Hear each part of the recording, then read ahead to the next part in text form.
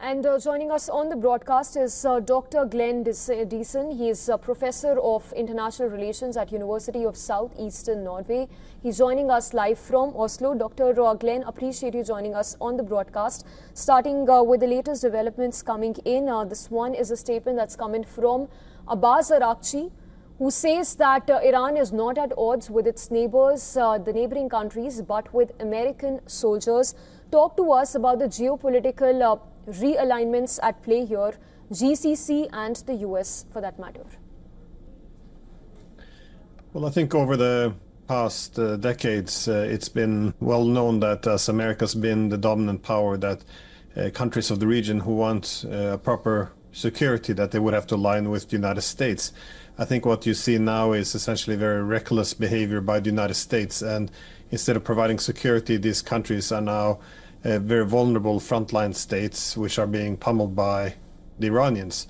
So again, all of these bases provide support for this war against Iran, which the Iranians see as existential. So for this reason, they see this as being legitimate targets, and hitting more or less all of them. Yes. Dr. Glenn, important statements coming in from Abbas Araghchi, who's also questioned the US claim regarding its military aircraft mistakenly downed by the Kuwaiti Defense Forces. Essentially, Iran digging its heels on its claim that Iranian forces downed US F-15 military aircraft on Kuwaiti airspace. Your thoughts on the claims, the counterclaims being made by both the sides? Well, it's hard to say. Both could have happened. It's only speculation for me. Again, the United States can see an incentive in portraying the Iranian military as impotent and arguing that it was friendly fire. But of course, it goes the other way around as well. That the Iranian one could take claim for something that was accidental, but nonetheless, in the overall picture, what we now see, either way of those two scenarios, is that this war is not going according to plan. It was always going to be a messy affair, because in order to go after a massive country like Iran, you need a lot of military resources, and that gives Iran a lot of targets. And I don't think the Americans expected Iran to rush up the escalation ladder in this way and attack everything. I think they hoped to have escalation control and be able to gradually increase if necessary.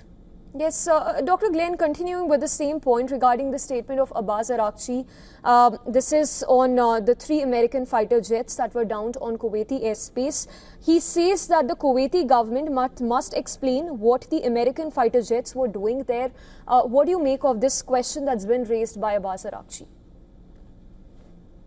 Well, it's a reasonable question to ask, because a lot of these countries, all these Gulf states, are asking Iran, how dare you attack these bases? These are on our territory.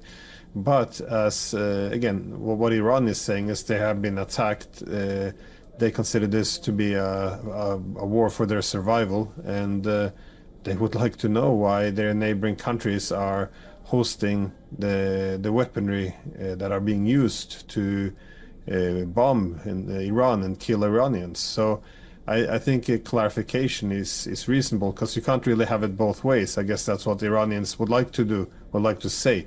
That is, they would like to restore a deterrent, that you can't simply have neighboring states supporting the attacks on Iran and then facing no consequences at all.